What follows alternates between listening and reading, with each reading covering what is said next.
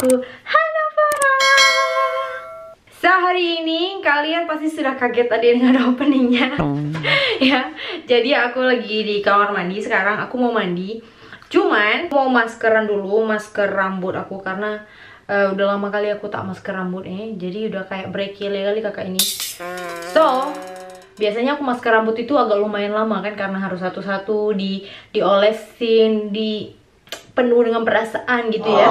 Jadi daripada kita melengok bengong dan cuman tidak ada kerjaan, so I think better kenapa nggak kita sambil story time aja sambil maskeran, ya kan? Ya kan, genius kan? Jadi aku mau kasih tau dulu, ini aku pakai ini apa? Latte di Coco. Jadi ini adalah coconut apa ya, latte di Coco berarti susu dari kelapa, berarti santan, ya kan? Ya kan? Gila nih, berarti inilah sama lah tuh. Nah, jadi ya itu, ini bukan di endorse guys, enggak, ini aku beli sendiri. Tapi kalau kalian melihat nanti rambut kakak ini agak berkele-berkele, memang macam gitu adanya guys ya. Jadi ya kalian harap maklum aja, oke? Aku mau buka sekarang.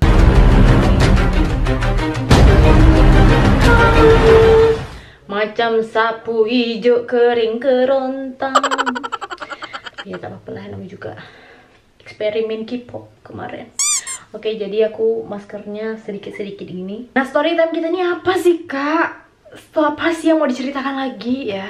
Jadi ini adalah lanjutan dari story time kita yang pertama dan yang kedua.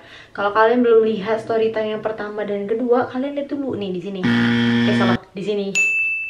Nah, kalian lihat di sini ya.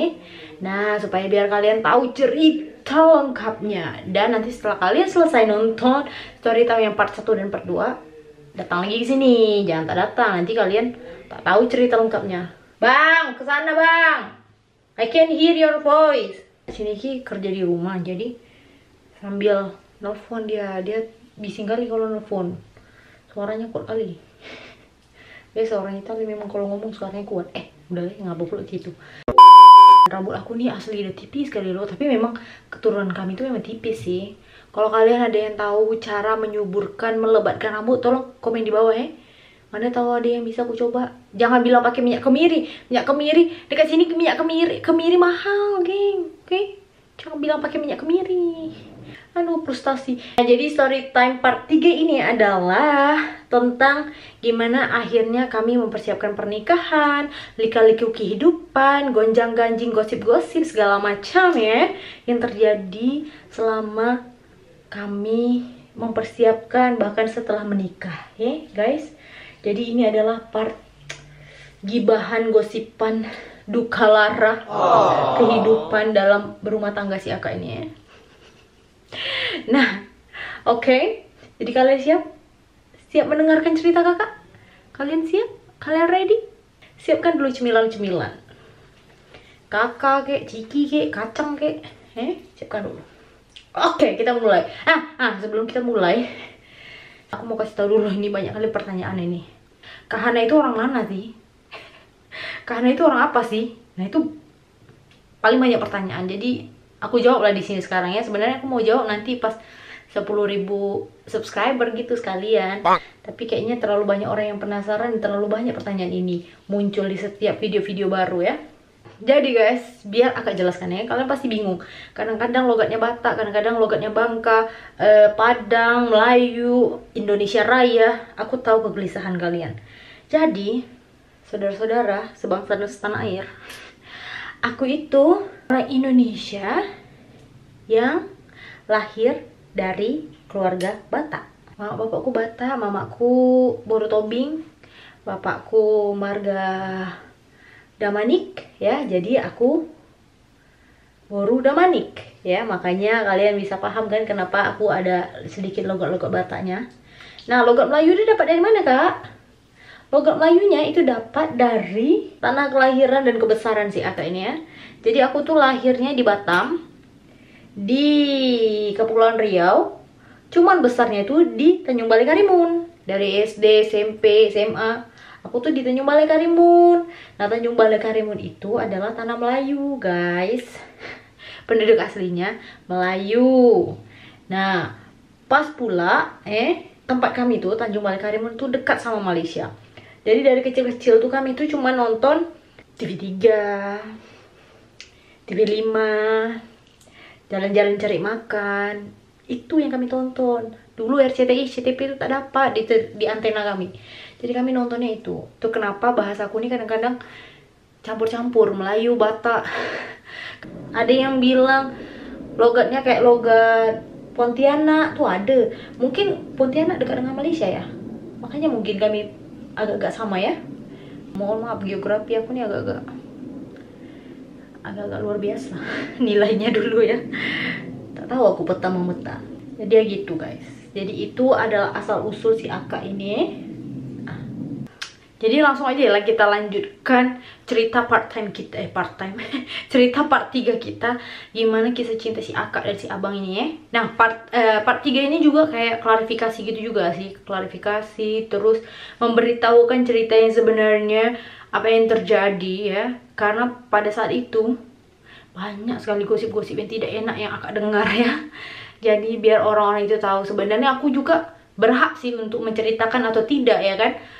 Cuman waktu itu aku tidak menjelaskan kepada mereka dan keluarga aku juga bilang ya udahlah tak usah dijelaskan daripada makin riweh, makin ribut, makin gaor ya kan. Jadi ya kata mamaku udah biarin aja, nggak usah diklarifikasi kayak gitu. Yang penting keluarga sudah tahu, oke. Tapi karena kita buat story time ini, so I think ya kayak klarifikasi gitu juga lah ya. Jadi tak kalian lihat mukaku.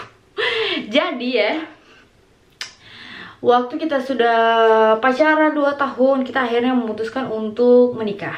Nah, pertama kan yang menjadi masalah adalah di mana kita menikah. Karena keluarga Niki di Italia, sedangkan keluarga aku di Indonesia, right? Nah, kemarin itu kenapa kita menikah di Indonesia? Menikah di Italia. Ya, padahal banyak kali orang-orang bilang, ih sok kali si Hana itu sok nikah di Italia. Sok-sok kali, tak mau dia dilihat orang Indonesia. Apa? Nikah di Indonesia katanya gitu. Bukannya tak mau guys ya. Ini aku kasih tahu alasannya. Yang pertama, si Niki itu anak tunggal. Jadi dia itu anak satu-satunya. Jadi mamanya pernah bilang kayak gini, kalau nikah nanti ya di Italia lah, biar mama sama bapak tengok kayak gitu. Dan orang tuanya Niki ini lebih berumur dibandingkan orang tuaku. Jadi untuk perjalanan jauh dari Singapura ke Italia itu 12 jam naik pesawat tanpa berhenti, direct ya. Dan kami juga beli tiketnya yang ekonomi guys ya, karena kan yang bisnis mahal, tumpur sih abang nanti, bangkrut dia. Jadi kalau misalnya perjalanan 12 jam itu, orang tuanya Niki merasa susah dan juga kayak nggak nyaman gitu, karena mereka kan sudah lebih berumur gitu. Sedangkan mama papaku, adik-adikku masih lebih muda lah istilahnya, jadi untuk perjalanan jauh itu masih tahan. Nah itu yang pertama ya, alasan yang pertama. Yang kedua itu kemarin ada masalah sama papaku ya. Jadi tidak memungkinkan lah untuk kami buat pesta di Indonesia waktu itu. Sebenarnya kalau mengikutkan kata-kata orang-orang ya, udahlah kenapa tak buat di Indonesia aja. Sebenarnya kalau buat di Indonesia lebih murah aja Wak. Dari sini ke Singapura itu tiketnya lebih murah dibandingkan dari Singapura ke Italia. Dan yang diangkut dari sini, dari Italia itu cuma 3 orang, Niki, bapak mamanya. Sedangkan kalau dari Indonesia 5 orang, adikku 3, mama bapakku. Dan lebih berat lagi tiketnya kan. Belum lagi visa, orang Italia ke Indonesia mana pakai visa Wak. Nah itulah yang menjadi alasan pertama ya saudara-saudara, kenapa kita menikah di Italia ya. Dan kalau masalah surat-surat itu lebih gampang lagi kalau nikah di Indonesia sebenarnya. Nggak perlu pakai agen, nggak perlu harus ke kedutaan Italia, kedutaan hukum, HAM dan segala macam, kedutaan agama ya kan. Tak perlu harus ke situ. Kedutaan, kementerian. Tak perlu harus ke situ. Langsung aja ke catatan sipil, ke gereja, udah selesai. Ya kan? Ini harus ke sana, aku harus nyewa agen untuk ngurus surat-surat itu. Kayak gitu, jadi lebih banyak sebenarnya pengeluaran menikah di luar negeri dibandingkan di Indonesia. Cuman ya itu tadi alasannya ya. Jadi karena requestannya mama Niki yang pertama yang paling berat. Kan Niki anak satu-satunya, anak mama dia nih. Gila anak mama. Nah sudah tuh kita mulai nih ngurus surat-surat untuk menikah di Italia kan. Akhirnya kita fix udah nikah di Italia aja. Waktu kita memutuskan untuk menikah di Italia ya, berarti yang kami pikirkan saat itu adalah kami harus menikah secara sipil dulu. Kenapa? Karena kalau menikah secara sipil dulu, itu yang kami tahu ya, orang tua dari aku itu lebih gampang nanti diterima visanya, karena kan yang dibawa kan 5 orang banyak ya kan, sekaligus. Aku sih tak tahu ya waktu itu, kalau orang tur-tur kan memang banyak juga kan, cuman ya daripada takut visanya di reject waktu itu, jadi ya udah kita memutuskan ya udah kita nikah secara sipil aja dulu. Dengan gitu aku juga bisa membantu Niki di sini untuk menyiapkan segala sesuatu ya untuk persiapan nikah secara agama, karena nikah hukum dan agamanya di sini rencananya kami. Nah, setelah kami siapkan segala surat yang harus aku bawa dari Indonesia ke Italia untuk persiapan nikah sipil, akhirnya aku datang ke Italia itu Desember ya. Kalian ingat ya tanggalnya nih, bulannya nih ya, kalian ingat bulannya supaya nanti ceritanya kalian paham. Jadi aku nyampe di Italia Desember ya, dan surat-surat yang aku bawa dari Indonesia itu ada masa expired 3 bulan. Jadi setelah surat itu keluar dari kedutaan, dari kementerian kayak gitu, harus langsung dibawa ke kedutaan Indonesia di Italia. Jadi harus langsung disubmit ya. Kalau tak langsung kita submit ya, misalnya nunggu aja lah sekalian nanti ngurus nikahan sekalian, nikah agama semuanya sekalian gitu kan, itu jadi expired dia suratnya itu, dan harus diurus ulang lagi, nggak diterima sama kedutaan, dan catatan sipil di sini nggak diterima. Nah, oleh karena itu ya, aku harus datanglah ke sini dan juga sekalian untuk mempersiapkan segala-segalanya. Waktu nikah sipil itu kan cuman kayak tanda tangan aja, kalian bisa lihat vlognya di sini ya kalau kalian mau lihat. Itu jadi aku bilang juga udahlah tak perlulah datang. Nanti nikah agama aja yang bener-bener sakral. Nah, itu mereka datang. Itu rencanaku ya. Desember itu aku nyampe, kita submit langsung ke kedutaan Indonesia di Roma dan langsung submit semuanya ke catatan sipil di sini untuk melangsungkan pernikahan secara sipil atau secara hukum. Nah, pernikahan secara hukum di sini, guys, itu kalian harus submit, dan itu tak langsung, oh besok langsung nikah, enggak gitu. Itu harus nunggu kayak 1 bulan, ya, untuk mereka umumkan ke orang-orang. Jadi ini si Hana dan si Niki nikah nih, ada yang keberatan nggak? Jadi kalau misalnya si Niki ini ternyata diam-diam punya istri atau ada yang keberatan, itu bisa diajukan gitu, bisa digugat. Nah gitu, bisa dibatalkan pernikahannya. That's why nunggu selama 1 bulan. Jadi Desember selesai segala-galanya, kami submit Januari ya, Januari submit dan semuanya di approve. Akhirnya kami memutuskan untuk nikah secara sipil tanggal 14 Februari waktu Valentine. Biar gampang diingatnya. Aku suka lupa soalnya tanggal. Jadi cari yang gampang aja, aman. Bukan karena Valentine, enggak, tapi supaya gampang diingat aja. Nah, jadi Februari itu udah selesai nih pernikahan, kita tanda tangan. Dan itu cuma datang mama papanya Niki. Kalian lihat aja baju aku aja kayak baju kantor kalau kalian lihat vlognya ya. Setelah selesai pernikahan secara sipil, secara hukum, aku langsung ngurus untuk stay permit di sini. Jadi kayak izin tinggal di sini. Nah, jadi kalau misalnya aku dapat izin tinggal itu lebih gampang orang tuaku datang, karena termasuk orang tua inti aku ya, keluarga inti aku, adikku sama mama papaku. Jadi kalau mereka pun pindah ke sini itu udah lebih gampang ceritanya ya. Dan surat itu juga berfungsi supaya kalau misalnya aku pulang ke Indonesia, aku nggak perlu ngurus visa lagi untuk masuk ke sini.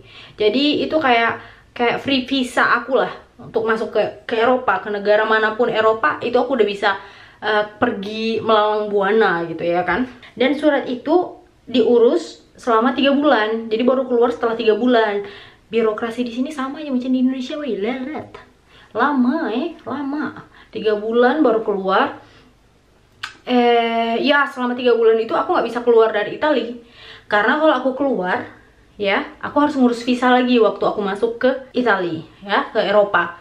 Selama 3 bulan itu juga rencanaku ya, jadi kan Februari, Maret, April, Mei baru keluar kan itu surat stay permit itu. Jadi selama 3 bulan ini aku nyiapkan untuk persiapan pernikahan secara agama, restoran, undangan, souvenir, gereja yang harus di booking, habis itu harus ikut pembelajaran pernikahan di gereja ya kan. Jadi kan sembari jalan, sembari menunggu ya sembari ada yang disiapkan gitu. Jadi pas keluargaku datang nanti bulan Juli ya, itu sudah ready semua gitu. Itu rencana awal. Pas pula itu kan musim-musim panas kan, enak nikahnya. Maksudnya enak, cuacanya tak dingin. Terus baju yang aku fitting juga itu pas untuk musim itu ya kan. Cuman, nah di sini adalah masalahnya. Masalah kenapa akhirnya aku tuh menikah secara hukumnya yang harusnya bulan Juli, akhirnya mundur sampai Januari tahun depan. Aku menikah secara hukum 14 Februari 2017 dan baru menikah secara agama itu 14 Januari 2018. Jadi kan dari planning aku kan mundur 6 bulan kan. Ini dia masalahnya guys. Kalian simak ya yang kemarin itu mencibir-cibir mamaku ya di pasar. Kalian simak ini permasalahannya. Nah sebelum itu aku mau kasih tau dulu kalian. Jadi setiap kali aku datang ke sini, aku tuh selalu bawa makanan Indonesia, itu penuh koperku ya. Karena di sini tak ada restoran Indonesia. Terus Asian Store di sini tidak banyak menjual barang-barang Indonesia. Cuman ada Indomie aja. Jadi biasanya koperku itu selalu penuh dengan makanan Indonesia guys ya. Baju tak ada aku bawa, aku baju, bantal guling, spray ya, sarung bantal ya kan. Itu aku pakai semuanya. Tak ada yang aku bawa di koper. Koperku 90% makanan, 10% makeup. Asal kalian tahu ya. Jadi itulah yang mengapa pada saat itu hal ini terjadi. Jadi bulan Februari itu kan, aku kan udah berarti dari Desember, Januari, Februari stok makanan aku udah habis. Stok makanan Indonesia aku udah habis. Nah memang aku tuh sama mamaku, sama adikku juga, pokoknya semua kami terbiasa ngirim paket. Jadi waktu kuliah juga aku dikirimin paket kayak mie soto Medan, Indomie, pokoknya ikan bilis, segala-galanya lah ya. Itu dikirim paket. So aku bilang sama mamaku, "Mak, kirimkanlah aku paket. Indomie ku udah habis, pencuci muka ponsku pun udah habis, udah mulai timbul jerawat piong kayak gitu. Belum beradaptasi sama cuaca bule ini kan, jadi muncul jerawat lah waktu itu ya." Jadi mamaku kirimlah paket dimasukkan Indomie, dimasukkan kecap, pons. Nah termasuklah satu benda ini yang menjadi masalah di akhirnya. Baik hati mama aku kan, dimasukkan dalam benda ini. Kalian tahu apa itu? Ikan bilis. Ikan bilis tau tak kalian? Ikan bilis, ikan teri Medan. Dimasukkan mama aku ikan teri Medan setengah kilo dalam kantong kresek. Jadi inilah yang menjadi masalah guys. Kenapa menjadi masalah? Pasti lucu kan kalian? Pasti kalian tak percaya kan, masa sih kak gara-gara ikan bilis setengah kilo aja kau jadi gagal nikah, jadi tertunda nikahmu? Tenang lu kak, jelaskan. Jadi ya, di sini itu dalam mengirim makanan, hal permakananan. Jadi makan makanan itu sangat ketat guys ya. Orang Italia itu sangat ketat sekali. Kita boleh ngirim paket asalkan paketnya itu ada labelnya, nutrisinya apa, ingredientnya apa, ada BPOM-nya, itu boleh masuk. Ini masalahnya, mama aku kirim ikan bilis itu pakai kantong kresek guys. Mana lah ada benda nutrisi ingredientnya ya kan. Habis itu kalau di sini kalian ngirim ikan itu harus ada sertifikasinya. Sertifikat apa lagi tuh tak tahu lah aku. Aku tanya sama temanku yang sering bawa barang yang belanja dari Indonesia kan. Aku bilang, "Kak, kamu kalau ngirim paket dari Indonesia ada ikan asin, ikan bilis itu gimana?" "Oh iya, itu harus ada sertifikatnya, memang harus izinnya," kayak gitu-gitulah. Mama aku mana tahu. Baik hati kawan, dimasukkan deh setengah kilo ikan bilis, ikan teri Medan. Sedap padahal tuh. Tertahanlah benda ini di bea cukai ya, di pengecekan barang. Ditelepon lah si Babang Niki waktu itu. Terus ditanya mau nggak mempertanggungjawabkan ini paket. Jadi kami kayak langsung ragu-ragu, kok mempertanggungjawabkan, maksudnya kenapa gitu kan. Aku tanya sama mamaku, "Mak, apa yang mau masukkan ke dalam paket itu?" Kata mamaku, ada mama masukkan lo ikan bilis 1/2 kilo.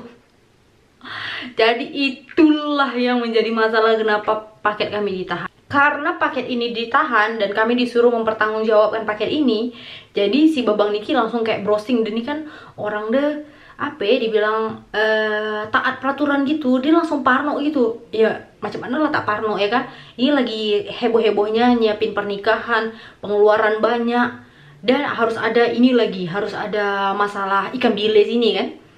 Jadi pas di searching browsing dia ini, ternyata banyak case yang sama. Orang yang tak tahu ya, bawa beli makanan atau beli barang-barang dari Cina atau dari luar negeri dikirim ke Italia, ternyata tak boleh masuk. Nah itu kena denda guys. Kalian tahu denda berapa? 10.000 euro. Berapa itu di Indonesia? Tring, segini. Dah lagi pengeluaran banyak. Kalau misalnya kami mempertanggungjawabkan ini, bisa kena denda kami segitu. Dari mana lagi duit abang? Tumpur si abang nih, bangkrut. Udah banyak pengeluarannya. Semua pernikahan kami itu si abang yang tanggung. Yalah, si kakak ini pengangguran banyak gaya aja. Ya, si abang takut kan. Dah browsing juga dia takut kan. Macam mana nih? Terus yang parahnya lagi itu, waktu dia baca-baca ya di internet itu, dia bilang ada case sampai orangnya kena penjara 1 tahun. Perkara ikan bilis kena penjara 1 tahun kan gak lucu, iya kan? Pas lagi nak nyiapkan pernikahan, kami langsung kayak waspadalah ya kan. Terus aku bilang sama si Niki, jadi gimana paketnya? Ya paketnya aku suruh kirim balik ke Indonesia, katanya gitu kan. Ya udahlah, hangus lah itu uang kirimnya mahal lagi. Pakai kantor pos 1 kilo 500.000, padahal isi dalam paket itu sampai 200.000, apalah cuma Indomie, kecap, pons, cuma itu aja, sama ikan bilis 1/2 kilo. Ongkos kirim paketnya kemarin tuh hampir 2 juta. Tak nyampe paketnya, hangus pula lagi duit kirimnya. Tapi ya sudahlah, tak apa-apa, dikirim baliklah ke Indonesia. Kita dapat email, jadi gimana ini, kalian mau dikirim, mau mempertanggungjawabkan atau gimana gitu kan. Kata si abang, udah dikirim aja ke Indonesia, kami nggak mau ambil tanggung jawab atas paket ini gitu kan, karena kami juga tidak terlalu tahu apa yang di dalamnya gitu. Karena kan memang waktu itu kan kami tak tahu, betul loh, kami bilang kami tahu isi paketnya, tapi kami tak tahu waktu itu mamaku ada kirim ikan bilis gitu. Nah, yang lucunya di sini adalah, nah surat peringatannya itu nggak langsung dapat gitu, enggak, harus nunggu selama 3 bulan. Jadi kalau misalnya 3 bulan surat itu tidak kita terima, berarti kita free nih, kita tidak terkena tindak pidana, jadi kita aman gitu. Februari kan aku submit surat izin, berarti Februari, Maret, April, Mei 3 bulan kan. Sedangkan paket itu juga datang di Februari, berarti Mei juga kalau kita dapat, misalnya waktu itu kalau kita dikena peringatan dan denda, baru nyampe di bulan Mei juga. Jadi kita tidak menunggu surat peringatan dapat atau tidak, sementara kita harus mempersiapkan segala-galanya.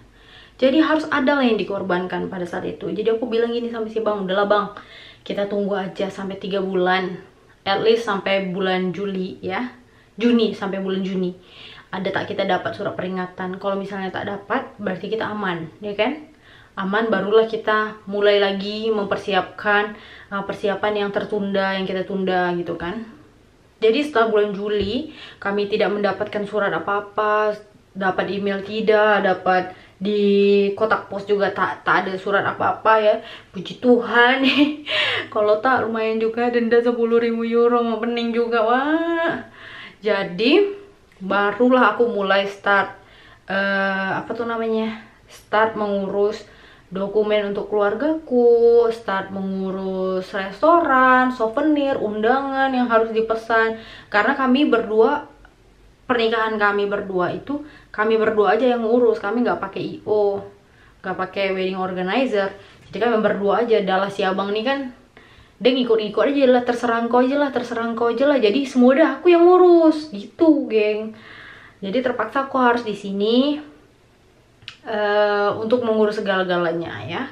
Pas Juli kita yakin tidak ada nih, aku mulai start. Jadi Juli, Agustus, September itu aku pulang ke Indonesia sambil membawa dokumen yang harus disubmit ke kedutaan Italia untuk visa keluargaku, kayak gitu. Nah, setelah selesai segala-galanya ya, baru bulan Desember orang tuaku datang ke Indonesia. Datang ke Italia untuk menghadiri untuk menghadiri pernikahan secara agama. Nah, pernikahan secara agamanya itu tanggal 14 Januari 2018. Jadi, aku anniversary-nya ada 2, guys. Nikah sipil tanggal 14 Februari, nikah agama tanggal 14 Januari. Jadi dapat kado 2. Jadi kalau kalian mau dapat kado banyak dari suami, nikahnya dipisah aja. Lebih enak. Untung semuanya ada hikmah ya, guys. Dari apapun yang terjadi itu semuanya ada hikmahnya ya. Jadi stay positif. Permasalahannya adalah ya, karena terjadi penundaan itu dan juga karena aku stay-nya lebih lama dibandingkan yang aku prediksi di Italia. Jadi banyaklah gonjang-gonjing, gibahan, cibiran, gosip-gosip di pasar waktu itu ya. Pokoknya di daerah lingkungan aku di Kepulauan Riau ya, banyak lah yang menggibahkan si Aka ini. Kenapa si Hana itu nikah sipil dulu, harusnya kan nikah agamanya dulu. I know, aku tahu harusnya nikah agama dulu ya. Aku juga maunya nikah agama dulu, geng ya. Tapi itulah yang terjadi ya. Aku pengen nikah aku secara agama itu disaksikan sama keluargaku dan keluarganya Niki. Kalau misalnya nikah sipil keluargaku tak lihat juga tak masalah gitu. Cuman kan yang lebih sakral itu kan memang nikah agama, dan aku mau kedua belah pihak itu menyaksikan. That's why kita memilih untuk nikah di sini, dan semuanya itu baru terjadi tanggal 14 Januari ya. Waktu aku pulang ke Indonesia ya, dan gibahan-gibahan itu terjadi berlangsung agak lama ya. Sampai mamaku, bapakku juga kayak dijelek-jelekin, digosip-gosipin ya. Itu yang buat aku kayak sedih gitu sebenarnya. Kalau misalnya aku aja yang diceritain, aku nggak masalah, maksudnya ya bodo amat gitu kan. Aku makannya nggak dari kalian kok gitu. Kenapa aku harus menjelaskan ke kalian padahal itu bukan urusan kalian. Dan waktu itu juga aku nggak bakalan ajak kalian juga gitu loh. Jadi buat apa kalian tahu? Itu yang dalam pikiran aku ya, kalau aku egoisnya. Dan aku juga sebenarnya berhak dong untuk menceritakan atau tidak apa yang terjadi. Itu kan karena kehidupan pribadi aku, private. Cuman masalahnya yang kena ini adalah orang tuaku, mama papaku, sampai diceritain di apa tuh namanya, di pasar ya kan. Kayak apa sih gitu. Mungkin karena image bule ini kan pacarannya sudah dewasa ya. Mereka pacaran saja sudah dewasa dan sudah bebas. Jadi kesannya kalau misalnya pacaran sama bule itu ya udah gitu aja ya kan. Padahal ya, seandainya aku boleh sombong nih ya, boleh sombong ya, aku sampai menikah secara agama aku tuh masih virgin. Jadi aku masih suci, tidak bernoda. Ya, aku masih virgin. Dan waktu itu si abang juga, bahkan sebelum waktu kita pacaran juga ya, kan aku ada dibilang di part pertama itu aku bertanya banyak hal ya sama si Niki ini. Di part pertama itu juga ya, aku tuh bilang sama si Niki, aku mau kita melakukan hubungan itu tapi nanti setelah menikah. Aku nggak mau waktu kita pacaran, aku nggak mau, karena itu merupakan ketetapan dari Tuhan Yang Maha Esa. Jadi tidak boleh dilanggar. Apalagi bapakku itu ya termasuk orang yang adat. Jadi dia sangat adat banget. Jadi aku sangat menjaga untuk tidak mengotori, menjelekkan namanya dia gitu. Jadi aku tak mau hal itu terjadi. Dan waktu itu juga si abang benar-benar kayak bilang, so sweet banget sih ini perkataannya dia ini kayak gini. Aku tuh 30 tahun ya bisa menjaga diri aku untuk tidak melakukan hal itu. Kenapa 1 tahun aja untuk menunggu pernikahan secara agama aku nggak bisa? Aku bisa kok gitu. Jadi dia ini benar-benar dari pacaran pun dia tidak ada mengatakan atau meminta atau menyinggung pembicaraan kita tuh, nggak ada yang berbau hal-hal kesana gitu. Jadi itu yang kenapa buat aku juga yakin sama si abang ini, dia ini anak baik. Dan ini tak pernah pacaran, ini aku pacar pertama dan terakhirnya, kalian tahu. Anak baik dia ini. Ya udah, sampai akhirnya waktu itu aku pulang ke Indonesia pun aku disidang sama keluargaku ya. Jadi aku kayak dihadapkan dengan semua keluarga dari papaku. Karena kan yang kena efek dari pernikahan aku kan bukan keluarga aku juga, tapi keluarga dari papaku juga, keluarga dari mamaku juga. Pasti orang banyak bertanya, orang pasti banyak menggunjing ya kan, bertanya kepada mereka. Ya, jadi aku disidang sama mereka. Padahal sebenarnya aku sudah cerita sama mamaku ya. Cuma tak tahu orang-orang itu, maksudnya orang-orang yang menanyakan ini kepada keluargaku itu entah masuk ke dalam sininya atau tidak gitu ya. Jadi aku bilang lah apa yang terjadi sebenar-benarnya, karena itulah yang terjadi. That's what happened ya. Dan waktu aku disidang ya, aku nggak takut. Bukannya karena aku sombong atau tidak, tapi memang karena aku tidak melakukan hal yang salah. Dan apa yang terjadi ya itu yang terjadi ya kan. Dan kalau misalnya kemarin itu ya udahlah, bablas aja lah, Allahu alam aja lah, kita urus aja. Ternyata si abang dapat surat panggilan dan harus amin-aminnya sampai di penjara atau sampai didenda, kan PR lagi kan, ngurus ulang lagi semuanya, harus uang lagi yang dikorbankan ya kan. Jadi itu yang kami pertimbangkan waktu itu. Jadi buat yang kemarin ya menceritakan si Aka ini ya, sekarang kalian tahu ceritanya ya. Bahkan sampai waktu aku di sidang itu ya, sampai dibilang ngapain sih ngevlog, di expose semuanya. Padahal sebenarnya ya waktu aku ngevlog itu, tujuan utama aku ngevlog adalah untuk memperlihatkan kepada mama papaku, kepada adik-adikku, saudara-saudaraku, gimana sih kehidupan aku di sini gitu. Karena kan tidak bisa setiap hari kita video call, dan kalau misalnya pas aku lagi keluar, pas lagi tidak ada internet, pas tidak ada koneksi ya kan, nggak mungkin setiap hari, setiap detik mah aku lagi di sini video call gitu kan, nggak mungkin gitu. Jadi kalau misalnya ada ini vlog, sekalian pencarian pekerjaan, sekalian membagikan cerita, sekalian memperlihatkan kepada saudara-saudaraku ya, sekali dayung 2-30 terlampaui ya kan. Cuman ya itu, akhirnya karena dilarang ngevlog waktu itu ya aku sempat berhenti 4 tahun ya. Aku baru mulai lagi ngevlog itu baru 2020 inilah, karena Koronces ini ya. Koronces juga membawa hikmah ya. Ya pokoknya gitu. Aku nggak tahu sih orang-orang bakalan percaya aku nih gagal menikah karena ikan bilis. Coba lah kalian pikirkan, pasti agak sulit untuk dipercaya kan, tapi itu yang terjadi guys ya. Mana ada orang di dunia ini yang gagal menikah karena ikan bilis, mana ada. Udah bisa masuk rekor muri aku ini.